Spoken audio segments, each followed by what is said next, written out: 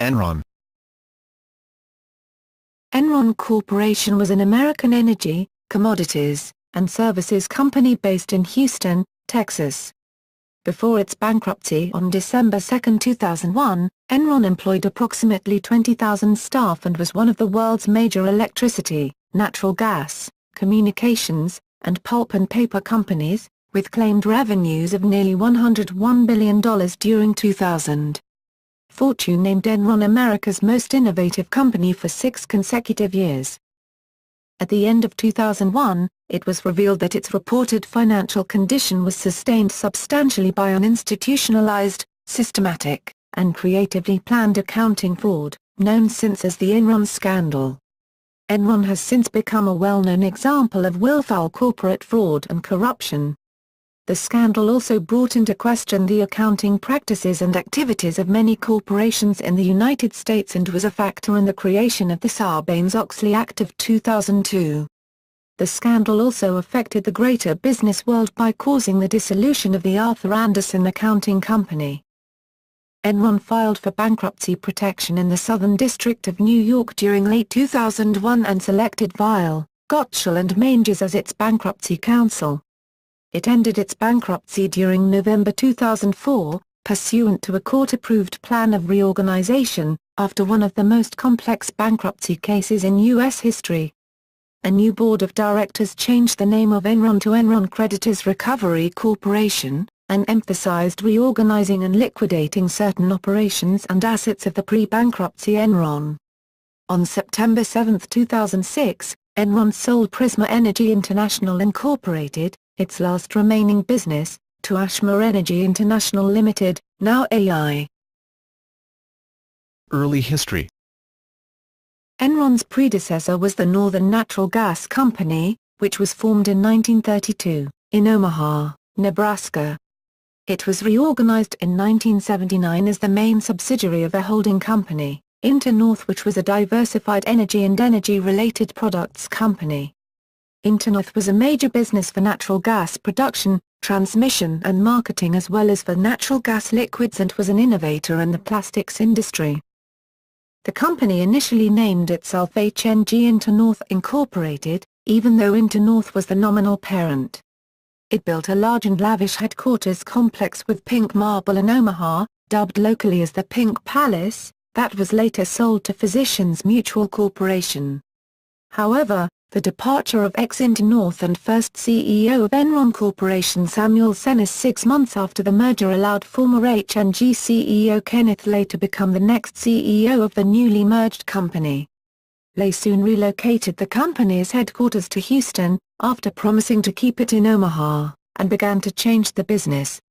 Lay and his secretary, Nancy McNeil, originally selected the name Enteron, possibly spelled in camel case as Enteron, but, when informed that the term approximated a Greek word referring to the intestines, the name was quickly abbreviated to Enron. The final name was decided upon only after business cards, stationery, and other items had been printed reading Enteron. Enron's crooked E logo was designed during the mid-1990s by the American graphic designer Paul Rand.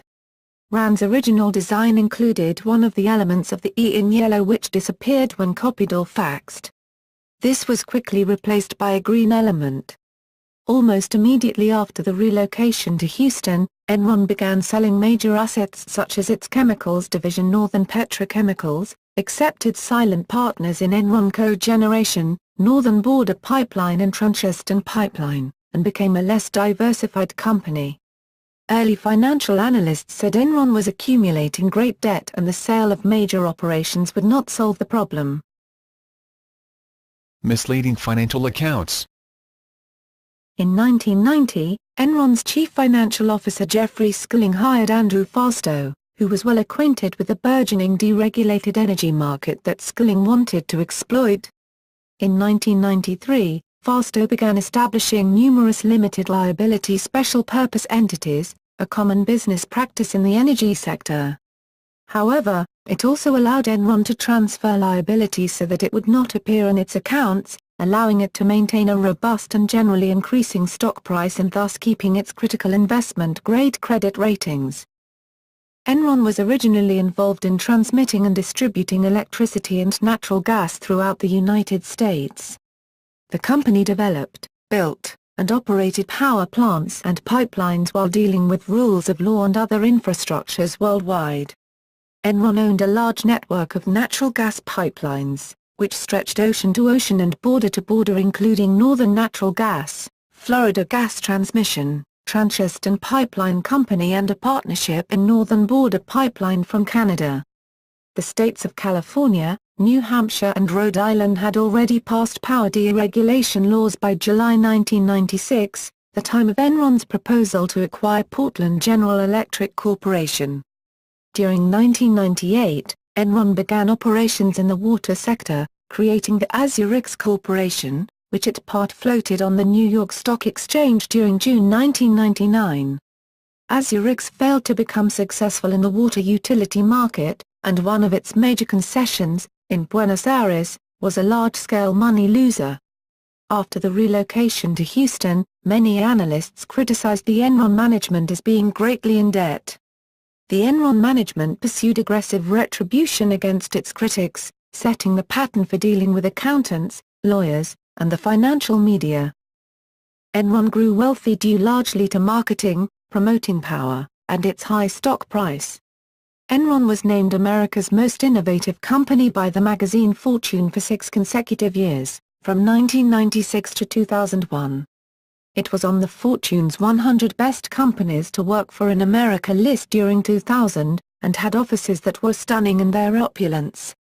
Enron was hailed by many, including labor and the workforce, as an overall great company, praised for its large long-term pensions, benefits for its workers, and extremely effective management until the exposure of its corporate fraud.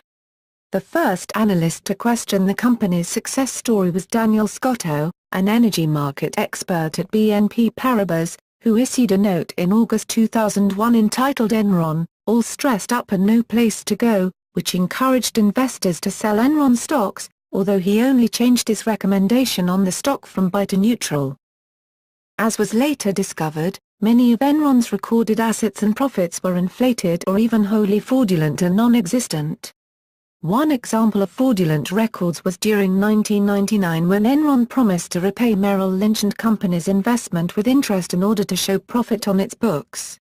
Debts and losses were put into entities formed offshore that were not included in the company's financial statements, and other sophisticated and arcane financial transactions between Enron and related companies were used to eliminate unprofitable entities from the company's books. Its most valuable asset and the largest source of honest income, the 1930s-era Northern Natural Gas Company, was eventually purchased by a group of Omaha investors, who relocated its headquarters back to Omaha. It is now a unit of Warren Buffett's Berkshire Hathaway Energy. NNG was established as collateral for a $2.5 billion capital infusion by Dinergy Corporation when Dinergy was planning to buy Enron. When Dinergy examined Enron's financial records carefully, they repudiated the deal and dismissed their CEO, Chuck Watson. The new chairman and CEO, the late Daniel Deanspear, had been president of NNG and an Enron executive at one time and was forced out of Enron by Ken Lay. Deanspear was an acquaintance of Warren Buffett. NNG continues to be profitable now. Former management and corporate governance.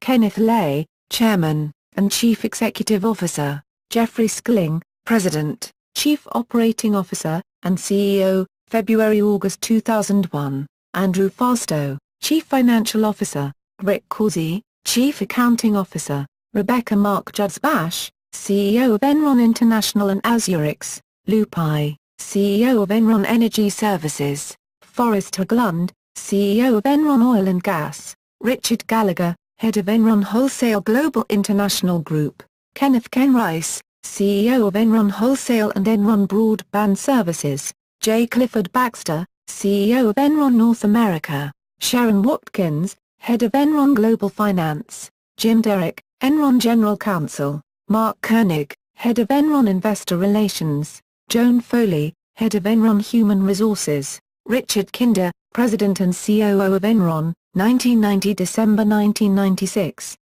Co-founder of Kinder Morgan, Greg Wally, President and COO of Enron, August 2001 bankruptcy. Jeff McMahon, CFO of Enron, October 2001 bankruptcy. Robert A. Belfer, Chairman, Belco Oil and Gas Corporation. Norman P. Blake Jr. Chairman, President and CEO, Comdisco, Incorporated. Ronnie C. Chan, Chairman, Hang Lung Group. John H. Duncan, former Chairman of the Executive Gulf and Western Industries Incorporated. Wendy L. Graham, former Chairman of U.S. Commodity Futures Trading Commission. Ken L. Harrison, former Chairman and CEO of Portland General Electric. Robert K. Jadick, Professor Emeritus of Accounting at Stanford University. Charles A. LeMaster, President Emeritus, University of Texas MD Anderson Cancer Center. John Mendelsohn, President, University of Texas MD Anderson Cancer Center. Jerome J. Mayer, Chairman, Tektronix. Paulo V. Ferraz Pereira, Executive Vice President of Grupo Zano. Frank Savage, Chairman Alliance Capital Management. John A. Urquhart, Senior Advisor to the Chairman of Enron. John Waukeam, former UK Secretary of State for Energy. Herbert S. Inoka Jr. President of Inoka Holdings Incorporated. Products. Enron traded in more than 30 different products, including the following. Products traded on Enron Online. Petrochemicals, plastics, power, pulp and paper, steel, weather risk management, petrochemicals, plastics, power, pulp and paper, steel, weather risk management, oil and LNG transportation, broadband, principal investments, risk management for commodities, shipping/freight, streaming media, water and wastewater. It was also an extensive futures trader, including sugar, coffee, grains, hogs, and other meat futures. At the time of its bankruptcy filing during December 2001, Enron was structured into 7 distinct business units. Online marketplace services. Enron Online, commodity trading platform. ClickPaper, transaction platform for pulp, paper, and wood products. Enron Credit, the first global online credit department to provide live credit prices and enable business-to-business customers to hedge credit exposure instantly via the Internet. ePower Online, customer interface for Enron broadband services. Enron Direct, sales of fixed-price contracts for gas and electricity. Europe Only, Energy Desk, energy-related derivatives trading. Europe Only, New Power Company, online energy trading, joint venture with IBM and AOL. Enron Weather, weather derivatives. DealBench, online business services. Water2Water, water storage, supply, and quality credits trading. HotTap, customer interface for Enron's U.S. gas pipeline businesses. Enremarked, business-to-business pricing and information platform. Germany Only. Broadband services. Enron Intelligent Network, broadband content delivery. Enron Media Services, risk management services for media content companies. Customizable bandwidth solutions, bandwidth and fiber products trading. Streaming media applications, live or on-demand internet broadcasting applications. Energy and commodities services. Enron Power, electricity wholesaling. Enron Natural Gas wholesaling. Enron Clean Fuels, biofuel wholesaling. Enron Pulp and Paper, packaging, and lumber, risk management derivatives for forest products industry. Enron Coal and Emissions, coal wholesaling and CO2 offsets trading. Enron Plastics and Petrochemicals, price risk management for polymers, olefins, methanol, aromatics, and natural gas liquids. Enron Weather Risk Management, weather derivatives. Enron Steel, financial swap contracts and spot pricing for the steel industry. Enron Crude Oil and Oil Products, petroleum hedging. Enron Wind Power Services, wind turbine manufacturing and wind farm operation. MG plc, UK Metals Merchant. Enron Energy Services, selling services to industrial end users. Enron International, operation of all overseas assets. Capital and risk management services. Commercial and industrial outsourcing services. Commodity management. energy asset management, energy information management, facility management, capital management, Azurix Incorporated, water utilities and infrastructure. Project development and management services. Energy infrastructure development, developing, financing, and operation of power plants and related projects. Enron Global Exploration and Production Incorporated, oil and natural gas field services. Eletroeletricidade e Serviços S.A., Brazilian electric utility. Northern Border Pipeline, Houston Pipeline, Transwestern Pipeline, Florida Gas Transmission, Northern Natural Gas Company, Natural Gas Storage, Compression Services, Gas Processing and Treatment, Engineering, Procurement, and Construction Services, EOTT Energy Incorporated, Oil Transportation. Enron manufactured gas valves, circuit breakers, thermostats, and electrical equipment in Venezuela by means of Insulam S.A., a 50-50 joint venture with General Electric. Enron owned 3 paper and pulp products companies, Garden State Paper, a newsprint mill, as well as Papiers Stadacona and St. Eli Timberlands. Enron had a controlling stake in the Louisiana-based petroleum exploration and production company Mariner Energy. Enron International. Enron International, EI, was Enron's wholesale asset development and asset management business. Its primary emphasis was developing and building natural gas power plants outside North America. Enron Engineering and Construction Company, EECC, was a wholly owned subsidiary of Enron International, and built almost all of Enron International's power plants.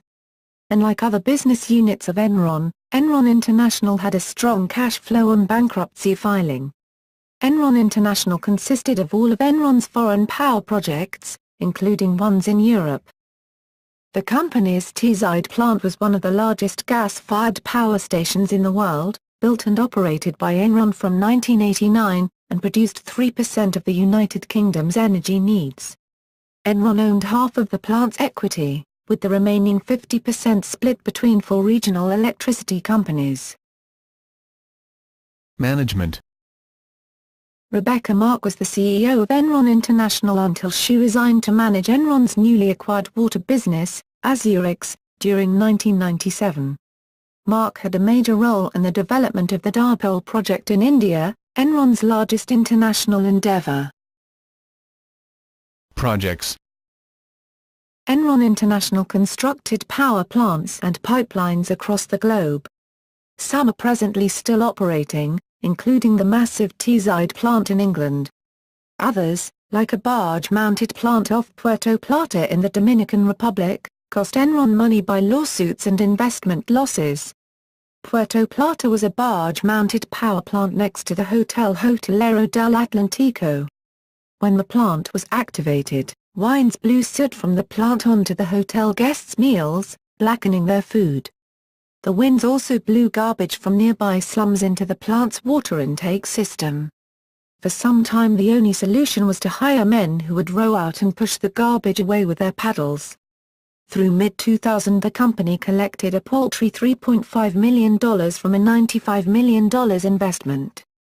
Enron also had other investment projects in Europe, South America, Argentina, Brazil, Bolivia, Colombia, Mexico, Jamaica, Venezuela, and across the Caribbean. India. Around 1992 Indian experts came to the United States to find energy investors to help with India's energy shortage problems. During December 1993, Enron finalized a 20-year power purchase contract with the Maharashtra State Electricity Board. The contract allowed Enron to construct a massive 2,015 megawatt power plant. Construction would be completed in 2 phases, and Enron would form the Dipole Power Company to help manage the plant. The power project was the first step in a $20 billion scheme to help rebuild and stabilize India's power grid. Enron, GE, which was selling turbines to the project, and Bechtel, which was actually constructing the plant, each contributed 10% equity. During 1996, when India's Congress Party was no longer in power, The Indian government assessed the project as being excessively expensive and refused to pay for the plant and stopped construction. The Maharashtra State Electricity Board, MSEB, the local state-owned utility, was required by contract to continue to pay Enron plant maintenance charges, even if no power was purchased from the plant. The MSEB determined that it could not afford to purchase the power, at Rs 8 per unit kilowatt-hour, charged by Enron. The plant operator was unable to find alternate customers for dipole power due to the absence of a free market in the regulated structure of utilities in India. From 1996 until Enron's bankruptcy during 2001, the company tried to revive the project and revive interest in India's need for the power plant without success. The Panimakta oil field and the Tapti gas field to the north were discovered by the Indian state-owned Oil and Natural Gas Corporation, ONGC, which operated the fields initially. Following a privatization policy alliance, Enron Consortium gained a 25-year lease on the oil field in February 1994. Oil production at the time was 12,000 barrels per day. The lease was awarded under a production sharing arrangement. The Government of India would receive a variable share of profit depending on the investment multiple. During December 1994, a joint venture between ONGC, 40%, Enron, 30% and Reliance, 30% took control of the field. During 2002, British Gas, BG, bought Enron's 30% share of the Panimakta and Tapti fields for $350 million. Project Summer. During the summer of 2001, Enron made an attempt to sell a number of Enron International's assets, many of which were not sold. It is still unknown why Enron wanted to sell these assets. Most suspect it was because Enron was in need of cash. Enron Online. On November 29, 1999, Enron initiated Enron Online.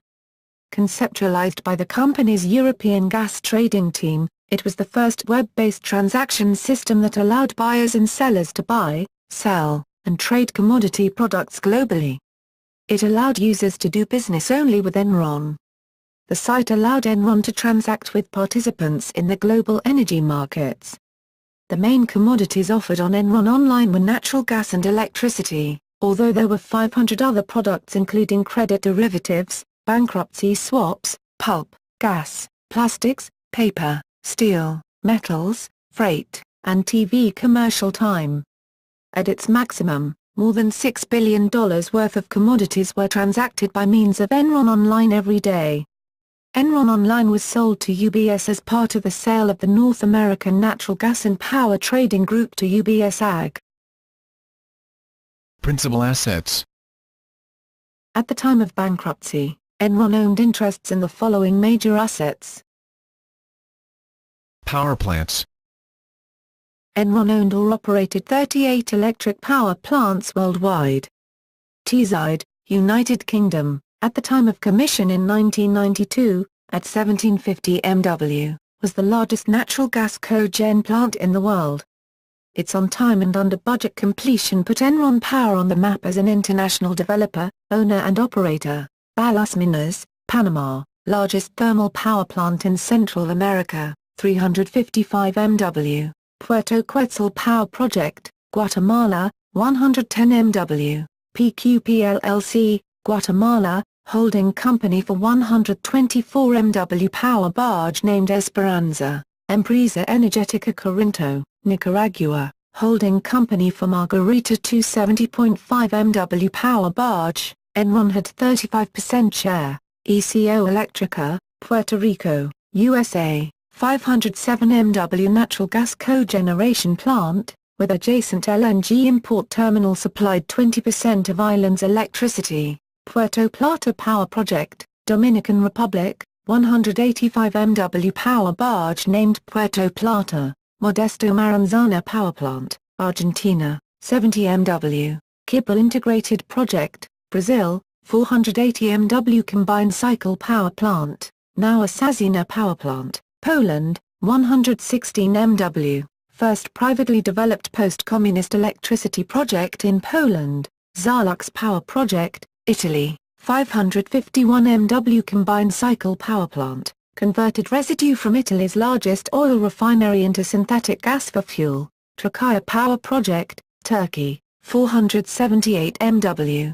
Xi'an Cogen Project, China, 284 MW, joint venture with Sichuan Electric Company. Northern Marianas Power Project, Guam, USA, 80 MW slow-speed diesel oil plant. Batangas Power Project, Philippines, 110 MW. Subic Bay Power Project, Philippines, 116 MW. Dharpal Power Project, India, 2,184 MW combined cycle plant, generally considered one of Enron's most controversial and least successful projects. Storm Lake Wind Generation Project, Iowa, USA, 193 MW wind farm. Lake Benton 2 Wind Generation Facility, Minnesota, USA, 104 MW wind farm. Lake Benton I Wind Generation Facility, Minnesota, USA, 107 MW wind farm. Cabazon Wind Generation Facility, California, USA, 40 MW wind farm. Green Power I Wind Generation Facility, California, USA, 16.5 MW wind farm. Indian Mesa I Wind Generation Facility, Texas, USA, 25.5 MW wind farm. Clear Sky Wind Power Generation Facility, Texas, USA, 135 MW wind farm. Mill Run Wind Power Generation Facility, Pennsylvania, USA, 15 MW wind farm. Trent Mesa Wind Generation Facility, Texas, USA, 150 MW wind farm. Montfort Wind Generation Facility, Wisconsin, USA, 30 MW wind farm. 8 hydroelectric plants in Oregon with a combined capacity of 509 MW, owned through Portland General Electric. 4 additional thermal plants in Oregon and Montana with a combined capacity of 1,464 MW, owned through Portland General Electric. Development. Enron also developed the Gaza power plant which became active during 2002. Pipelines. Centragas, Colombia, 357 miles, natural gas. Promigas, Colombia. Transportadora de Gas del Sur, Argentina, largest pipeline system in South America, 5,005 kilometers. CEG, Brazil, 1,368 miles, natural gas. Serio, Brazil. Transredes, Bolivia, 3,000 kilometers natural gas pipeline and 2,500 kilometers oil and liquids pipeline. Bolivia to Brazil pipeline, Bolivia, Brazil, 3,000 kilometers, natural gas. Northern Natural Gas, Upper Midwestern USA, 16,500 miles, included Sharon Trailblazer Pipeline, Trancheston Pipeline, Texas, Arizona, New Mexico, Colorado, 2,554 miles. Florida Gas Transmission, Texas, Louisiana, Alabama, Mississippi, Florida, 4,800 miles. Northern Border Pipeline, Indiana, Illinois, Iowa, South Dakota, North Dakota, Montana, 1,249 miles. Electric utilities distributors. Portland General Electric Company, USA, serving 775,000 customers in Oregon. Eletroeletricidade e Serviços S.A., Brazil, 1.5 million customers. Companhia Anônima Luz y Fomento Elétricas de Puerto Cabello, Venezuela, 50,000 customers. Natural gas-related businesses. ProCaribe, Puerto Rico, USA, LPG storage terminal, only fully refrigerated LPG storage facility in Caribbean. San Juan Gas Company, Puerto Rico, USA, gas distribution, 400 industrial commercial customers. Industrial Gases Limited, Jamaica, 8 filling plants. Industrial gas manufacturing and LPG distribution, had 100% monopoly on Jamaican industrial gas business and 40% of LPG business.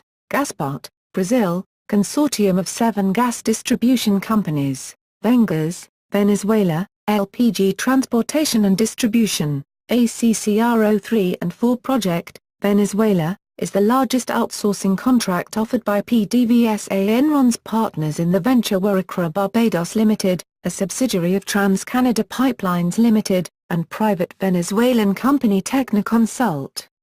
The project included 2 extraction plants, each with 400 mm cubic feet per day capacity, a fractionation plant to remove the liquids and other related infrastructure. SK Enron Company Limited, South Korea, joint venture with SK Corporation. Included 8 city gas utilities, an LPG distributor, and a steam and electricity cogeneration facility. Pulp and paper. Garden State Paper Company Incorporated, New Jersey, USA, paperboard and newsprint recycling mill, Papiers Stadacona Ltee. Quebec, Canada, wood pulp and paper mill, St. Oli Timberlands Company Limited, Quebec, and New Brunswick, Canada and Maine, USA, Timber Company. Other. Mariner Energy Incorporated, Houston, Texas, USA, oil and gas exploration, development, and production with operations in the Gulf of Mexico. Interruptores Especializados Lara, Venezuela, manufacturer of valves, thermostats, and electrical breakers for appliances. Enron Wind, formerly Zund, manufacturer of wind power turbines and related systems, with factories in USA, Spain, Portugal, and Germany. Purchased by General Electric during 2002. Enron Prize for Distinguished Public Service. During the mid-1990s, Enron established an endowment for the Enron Prize for Distinguished Public Service, awarded by Rice University's Baker Institute to recognize outstanding individuals for their contributions to public service. Recipients were 1995, Colin Powell, 1997, Mikhail Gorbachev, 1999, early, Eduard Shevardnadze, 1999, late, Nelson Mandela, 2001, Alan Greenspan. Greenspan, because of his position as the Fed chairman, was not at liberty to accept the $10,000 honorarium, the $15,000 sculpture, nor the Crystal Trophy, but only accepted the honor of being named an Enron Prize recipient. The situation was further complicated because a few days earlier, Enron had filed paperwork admitting it had falsified financial statements for 5 years. Greenspan did not mention Enron a single time during his speech.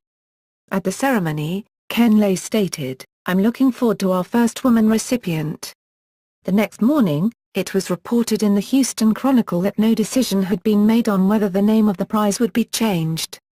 19 days after the prize was awarded to Greenspan, Enron declared bankruptcy. During early 2002, Enron was awarded Harvard's, famous Ig Nobel Prize for Most Creative Use of Imaginary Numbers. The various former members of Enron management all refused to accept the award in person, although no reason was given at the time. 2001 accounting scandals. During 2001, after a series of revelations involving irregular accounting procedures bordering on fraud perpetrated throughout the 1990s involving Enron and its accounting company Arthur Andersen, Enron suffered the largest Chapter 11 bankruptcy in history, since surpassed by those of WorldCom during 2002 and Lehman Brothers during 2008. As the scandal progressed, Enron share prices decreased from more than $90 during the summer of 2000 to just pennies. Enron had been considered a blue-chip stock investment, so this was an unprecedented event in the financial world. Enron's demise occurred after the revelation that much of its profits and revenue were the result of deals with special-purpose entities, limited partnerships which it controlled. This meant that many of Enron's debts and the losses that it suffered were not reported in its financial statements. A rescue attempt by a similar, smaller energy company, Dynegy, failed during late November due to concerns about an unexpected restatement of earnings. Enron filed for bankruptcy on December 2, 2001. In addition, the scandal caused the dissolution of Arthur Andersen, which at the time was one of the world's main accounting companies. The company was found guilty of obstruction of justice during 2002 for destroying documents related to the Enron audit. Since the SEC is not allowed to accept audits from convicted felons, Anderson was forced to stop auditing public companies. Although the conviction was dismissed during 2005 by the Supreme Court, the damage to the Anderson name has prevented it from reviving as a viable business even on a limited scale. Enron also withdrew a naming rights deal with the Houston Astros Major League Baseball club to have its name associated with their new stadium, which was known formerly as Enron Field, now Minute Maid Park. For the criminal trials and convictions of various participants in this scandal, see the main article Enron Scandal. Accounting practices. Enron used a variety of deceptive, bewildering, and fraudulent accounting practices and tactics to cover their fraud in reporting Enron's financial information. These entities made Enron seem more profitable than it actually was, and created a dangerous spiral in which, each quarter, corporate officers would have to perform more and more financial deception to create the illusion of billions of dollars in profit while the company was actually losing money. This practice increased their stock price to new levels, at which point the executives began to work on insider information and trade millions of dollars worth of Enron stock. The executives and insiders at Enron knew about the offshore accounts that were hiding losses for the company. However, the investors knew nothing of this. Chief Financial Officer Andrew Fastow directed the team which created the off-books companies, and manipulated the deals to provide himself, his family, and his friends with hundreds of millions of dollars in guaranteed revenue, at the expense of the corporation for which he worked and its stockholders. During 1999, Enron initiated Enron Online, an internet-based trading operation, which was used by virtually every energy company in the United States. Enron President and Chief Operating Officer Jeffrey Skilling began advocating a novel idea: the company didn't really need any assets. By promoting the company's aggressive investment strategy, he helped make Enron the biggest wholesaler of gas and electricity, trading over $27 billion per quarter. The corporation's financial claims, however, had to be accepted at face value. Under Skilling, Enron adopted mark-to-market accounting, in which anticipated future profits from any deal were tabulated as if currently real. Thus, Enron could record gains from what over time might turn out to be losses, as the company's fiscal health became secondary to manipulating its stock price on Wall Street during the so-called tech boom. But when a company's success is measured by undocumented financial statements, actual balance sheets are inconvenient. Indeed, Enron's unscrupulous actions were often gambles to keep the deception going and so increase the stock price.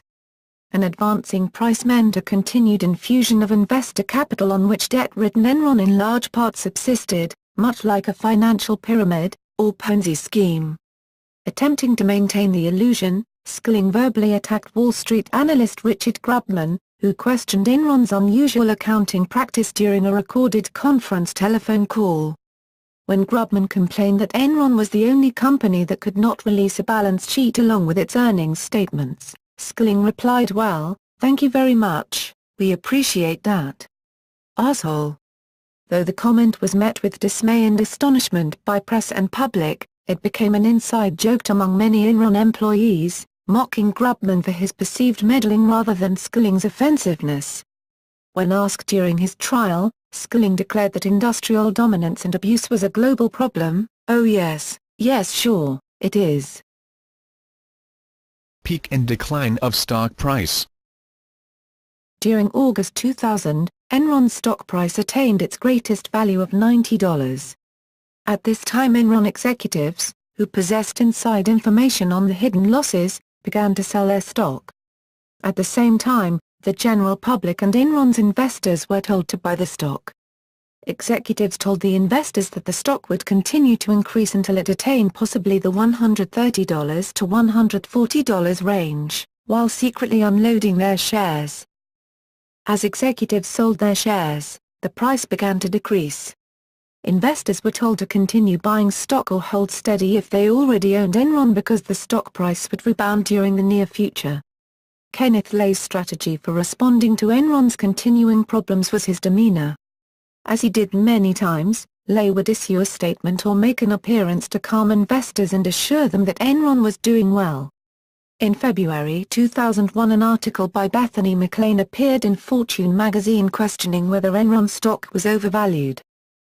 By August 15, 2001, Enron's stock price had decreased to $42. Many of the investors still trusted Lay and believed that Enron would rule the market. They continued to buy or retain their stock as the equity value decreased. As October ended, the stock had decreased to $15. Many considered this a great opportunity to buy Enron stock because of what Lay had been telling them in the media. Lay was accused of selling more than $70 million worth of stock at this time, which he used to repay cash advances on lines of credit. He sold another $20 million worth of stock in the open market. Also, Lay's wife, Linda, was accused of selling 500,000 shares of Enron stock totaling $1.2 million on November 28, 2001. The money earned from this sale did not go to the family but rather to charitable organizations, which had already received pledges of contributions from the foundation.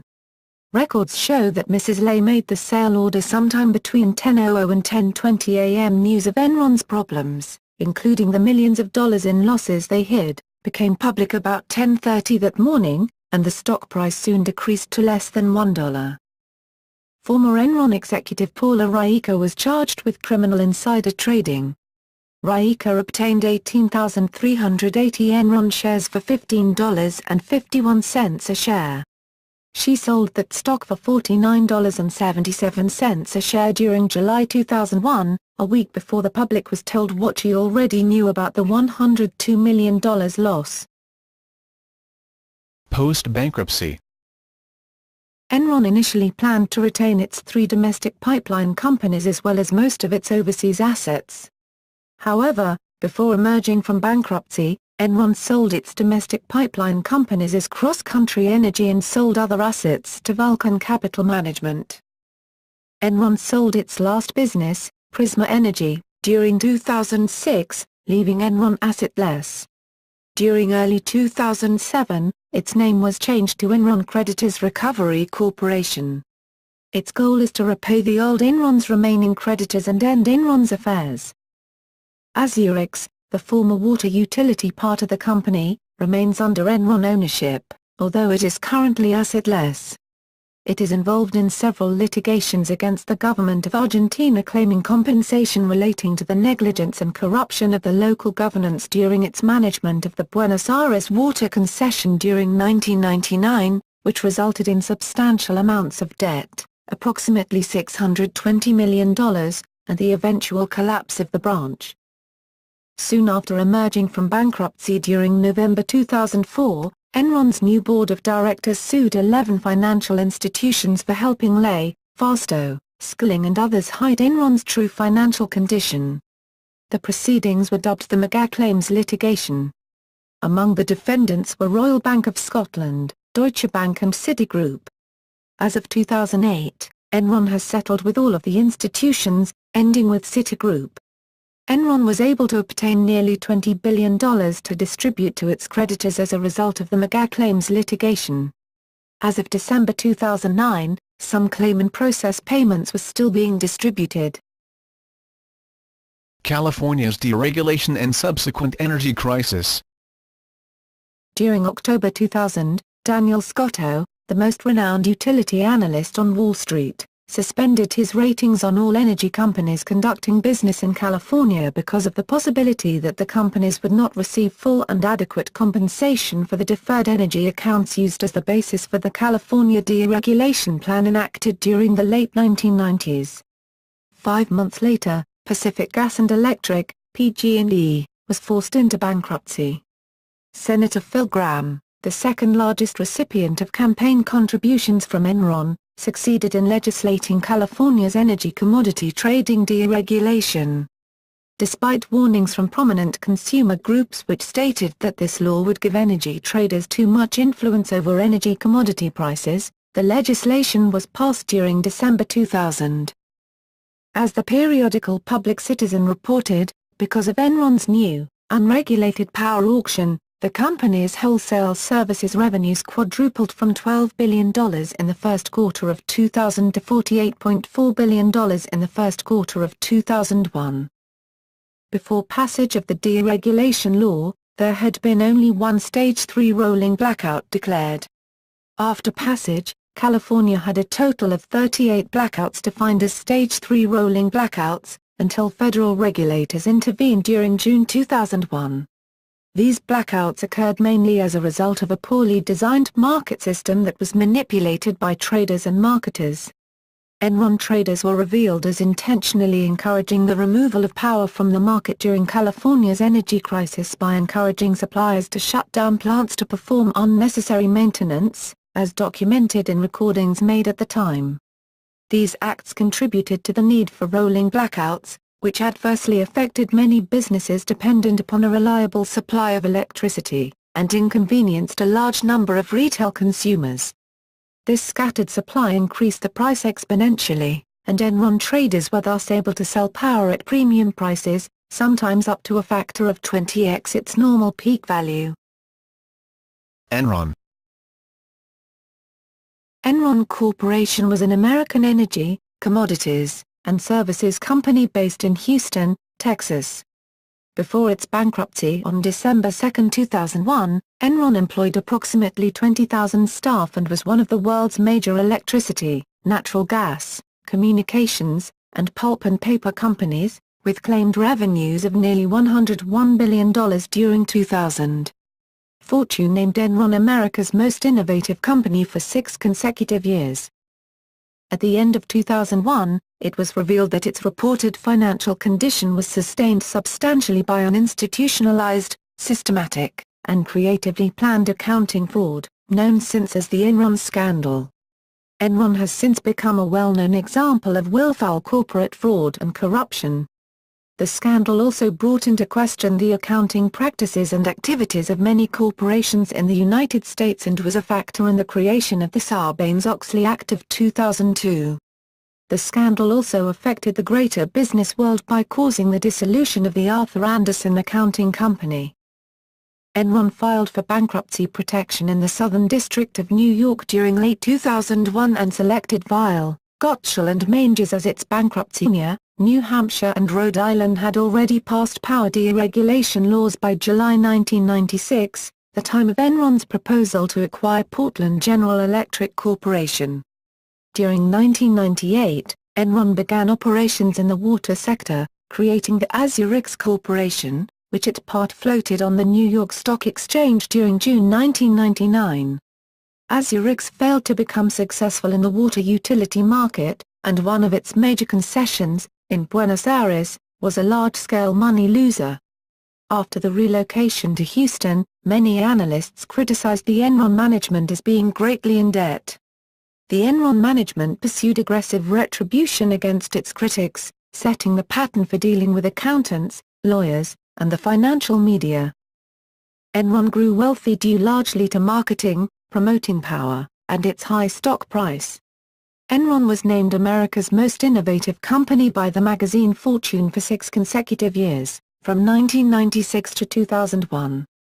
It was on the Fortune's 100 Best Companies to Work For in America list during 2000, and had offices that were stunning in their opulence. Enron was hailed by many, including labor and the workforce, as an overall great company. Was later sold to Physicians Mutual Corporation. However, the departure of ex-Internorth and first CEO of Enron Corporation Samuel Senes 6 months after the merger allowed former H&G CEO Kenneth Lay to become the next CEO of the newly merged company. Lay soon relocated the company's headquarters to Houston, after promising to keep it in Omaha, and began to change the business. Lay and his secretary, Nancy McNeil, originally selected the name Enteron, possibly spelled in camel case as Enteron, but, when informed that the term approximated a Greek word referring to the intestines, the name was quickly abbreviated to Enron. The final name was decided upon only after business cards, stationery, and other items had been printed reading Enteron. Enron's crooked E logo was designed during the mid-1990s by the American graphic designer Paul Rand. Rand's original design included one of the elements of the E in yellow which disappeared when copied or faxed. This was quickly replaced by a green element. Almost immediately after the relocation to Houston, Enron began selling major assets such as its chemicals division Northern Petrochemicals, accepted silent partners in Enron Cogeneration, Northern Border Pipeline and Transition Pipeline, and became a counsel. It ended its bankruptcy during November 2004, pursuant to a court-approved plan of reorganization, after one of the most complex bankruptcy cases in U.S. history. A new board of directors changed the name of Enron to Enron Creditors Recovery Corporation, and emphasized reorganizing and liquidating certain operations and assets of the pre-bankruptcy Enron. On September 7, 2006, Enron sold Prisma Energy International Incorporated, its last remaining business, to Ashmore Energy International Limited, now AI. Early history. Enron's predecessor was the Northern Natural Gas Company, which was formed in 1932, in Omaha, Nebraska. It was reorganized in 1979 as the main subsidiary of a holding company, Internorth, which was a diversified energy and energy-related products company. Internorth was a major business for natural gas production, transmission and marketing as well as for natural gas liquids, and was an innovator in the plastics industry. The company initially named itself HNG Internorth Incorporated, even though Internorth was the nominal parent. It built a large and lavish headquarters complex with pink marble in Omaha, dubbed locally as the Pink Palace, that less diversified company. Early financial analysts said Enron was accumulating great debt and the sale of major operations would not solve the problem. Misleading financial accounts. In 1990, Enron's chief financial officer Jeffrey Skilling hired Andrew Fastow, who was well acquainted with the burgeoning deregulated energy market that Skilling wanted to exploit. In 1993, Fastow began establishing numerous limited liability special purpose entities, a common business practice in the energy sector. However, it also allowed Enron to transfer liabilities so that it would not appear in its accounts, allowing it to maintain a robust and generally increasing stock price and thus keeping its critical investment-grade credit ratings. Enron was originally involved in transmitting and distributing electricity and natural gas throughout the United States. The company developed, built, and operated power plants and pipelines while dealing with rules of law and other infrastructures worldwide. Enron owned a large network of natural gas pipelines, which stretched ocean to ocean and border to border, including Northern Natural Gas, Florida Gas Transmission, Transition Pipeline Company, and a partnership in Northern Border Pipeline from Canada. The states of California